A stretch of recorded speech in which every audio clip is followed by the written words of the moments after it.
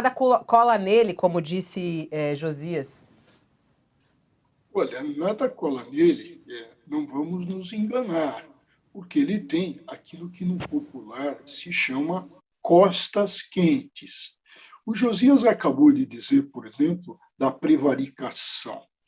Então, vamos pensar no seguinte: em primeiro lugar, se criou esse hábito absolutamente impróprio, que é do delegado de polícia virar um indicador, dar uma opinião sobre crimes, ao invés de apenas relatar como está na lei.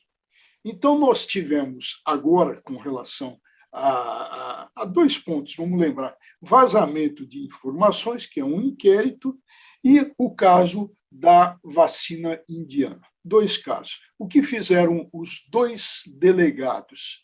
Opinaram. E quem é que tem que opinar, segundo a lei? Quem está legitimado a opinar? Na realidade, é o Ministério Público. E, no caso, como envolve o presidente da República, é o Procurador-Geral da República. Então, volto ao costa quente, aqueles que têm costas quentes. O que vem fazendo o Aras? O Aras vem mantendo um perfil filo-bolsonarista, um perfil de proteção, resvalando com ele, Aras, com a prevaricação. E aí, o que a gente tem? A gente tem aí os contorcionismos jurídicos que vêm aparecendo, o que vem desmoralizando não só o Supremo Tribunal Federal, mas o direito. O que virou o direito? Qual é a referência jurídica quando o próprio Supremo Tribunal Federal perde essa condição de ser a referência nacional? O que nós tivemos, por exemplo, nesse caso que o delegado diz que não tem prevaricação, onde ele opina e não deveria opinar? Veja, o Bolsonaro, desculpem, a ignorância que prevalece, o afastamento à Constituição, a Constituição não é mais luz. E o que diz a Constituição?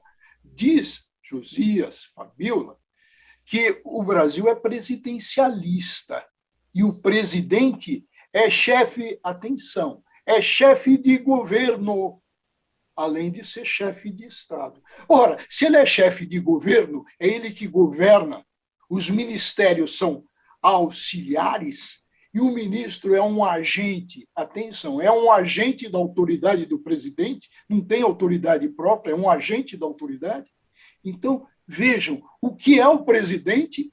É um chefe de governo que, quando recebe uma notícia de crime, uma acusação, uma suspeita de que, olha, estão celebrando um contrato aí irregular, são 20 milhões de doses de imunizantes, quando ele recebe essa notícia, evidente que ele tem que tomar uma providência. É ato do ofício dele. E o delegado diz que não era ato de ofício, é sim, é ato do governante, do administrador, e está na Constituição, no artigo 83, o que diz que o presidente tem que fazer. Ele tem que administrar, ele é o grande responsável, por quê? Pelos atos de governo.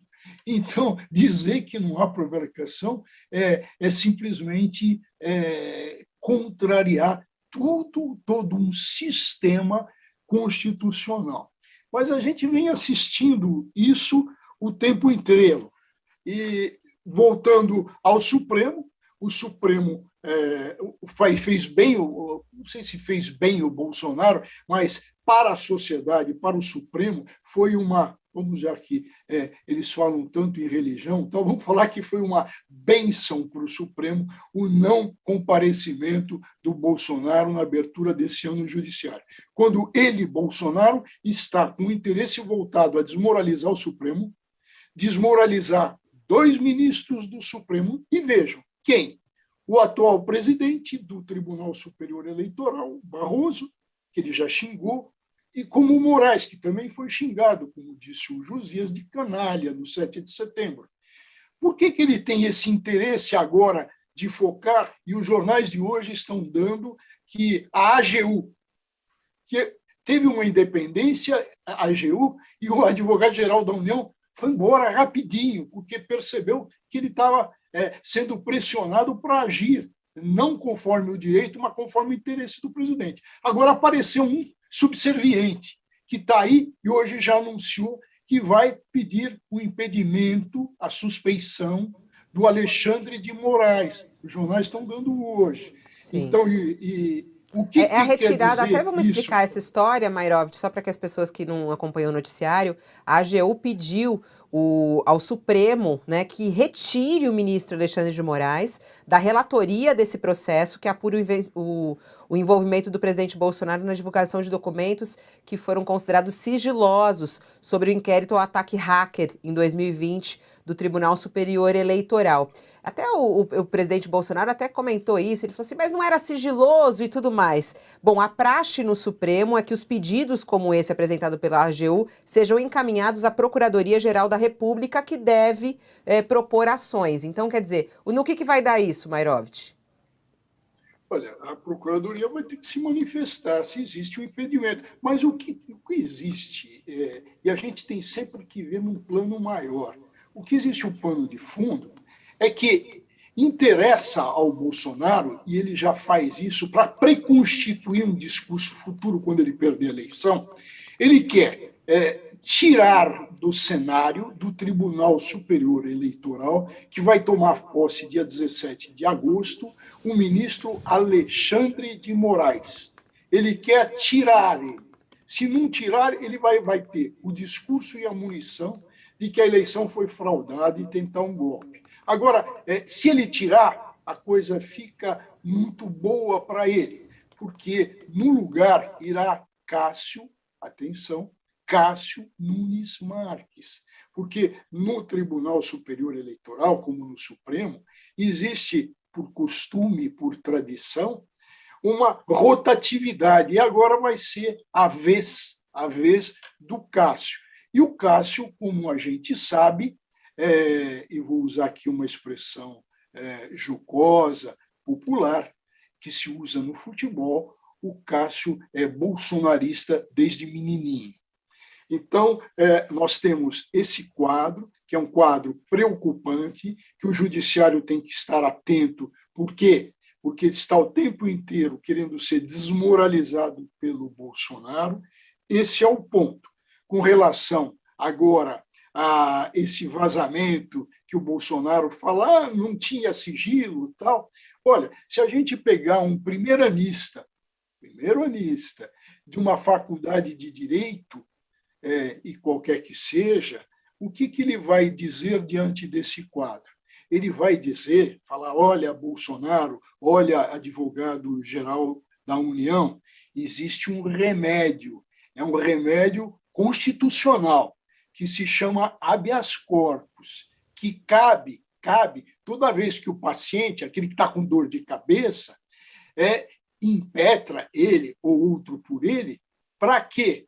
Para trancar investigações e processos quando não existe justa causa. Ora, se não existe justa causa, existe o habeas corpus. Por que ainda não foi usado?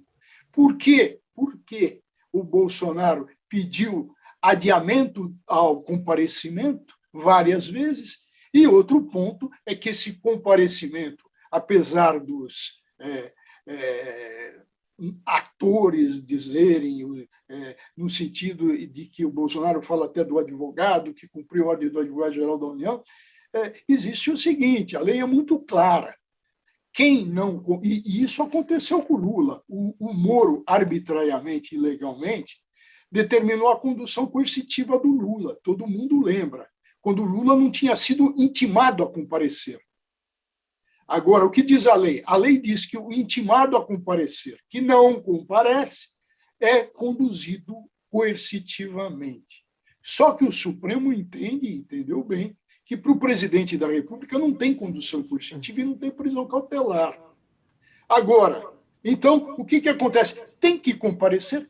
É lógico que tem que comparecer, por razões do próprio sistema, que é muito bom a respeito.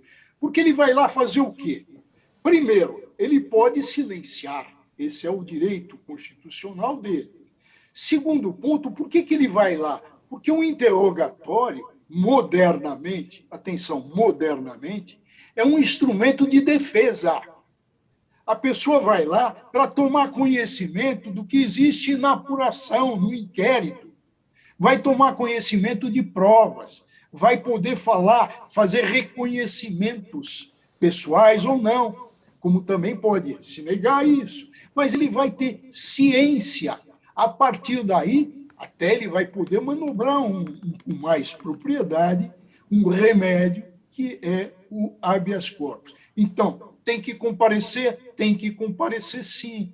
Agora, o Supremo vai decidir como? Tendo em vista o Supremo que ora morde, ora assopra. Quer dizer, ora age, como no caso age mal, quando inventou um inquérito judicial, e às vezes assopra mostrando que é pusilânime, mas mostrando, no geral, que é um tribunal que está cada vez mais político do que técnico.